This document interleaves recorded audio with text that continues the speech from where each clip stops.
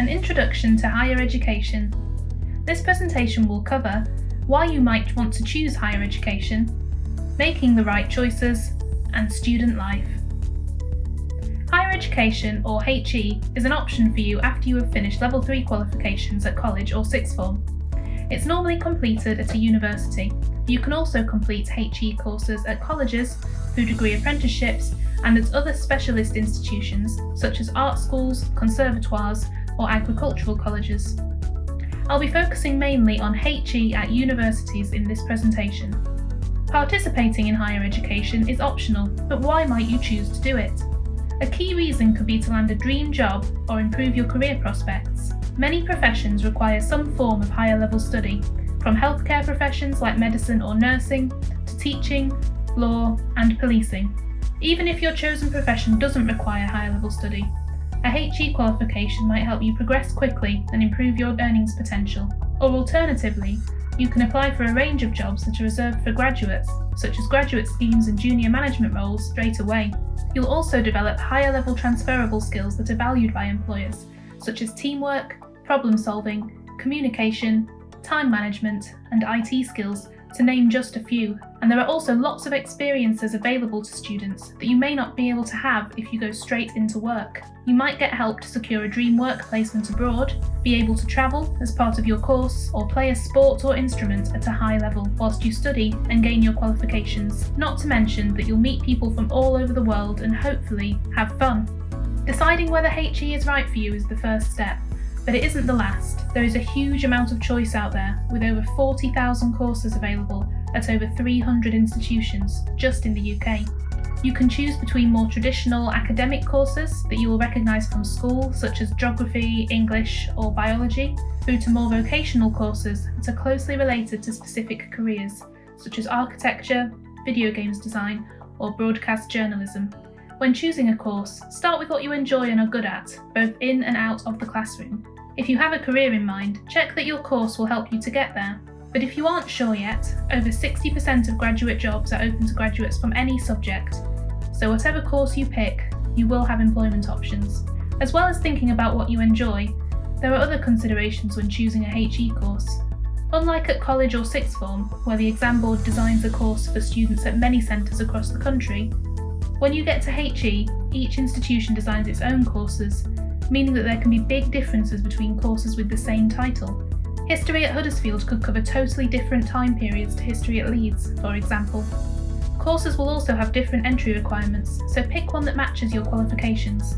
Some will offer practical, vocational courses that may contain essential experience you'll need for your career, or offer a placement year in industry. And they will be taught in different ways. Some will be primarily through lectures and classroom learning, whereas others will have practical elements such as presentations, lab work, and skills training. Assessments can also vary, with some courses requiring exams, some being assessed entirely through a portfolio, and many involving a combination of methods. Entry requirements for HE courses will be displayed in a prospectus and online. They will usually be displayed as A-level, BTEC or equivalent, and/or UCAS points. UCAS points give all Level 3 qualifications a numerical value or points score so that we can compare people with different qualifications equally. On screen is an example of how many UCAS points A-levels and BTECs are worth.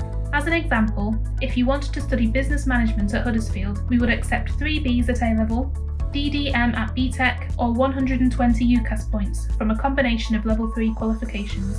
Some HE courses offer placement years, and all courses at Huddersfield offer some form of work placement as an option. It's a good idea to undertake a work placement if you can, as it can help you stand out above others when applying for jobs. They can be in the UK or overseas and help you to develop work-related skills and sometimes get paid.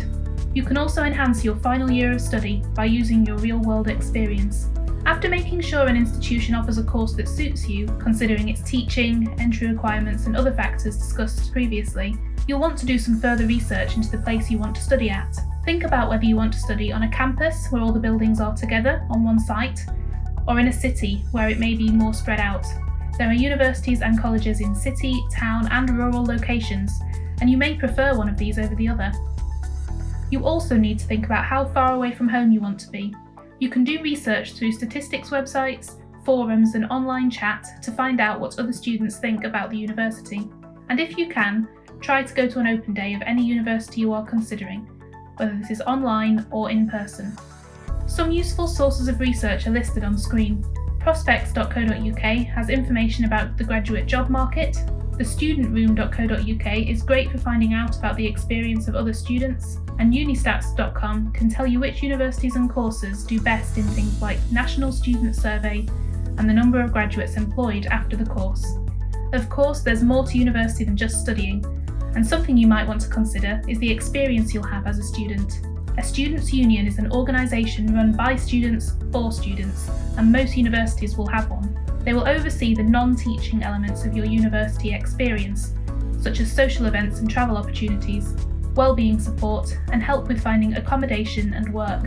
Clubs and societies are set up through them and offer you the opportunity to meet like-minded people and participate in activities you enjoy.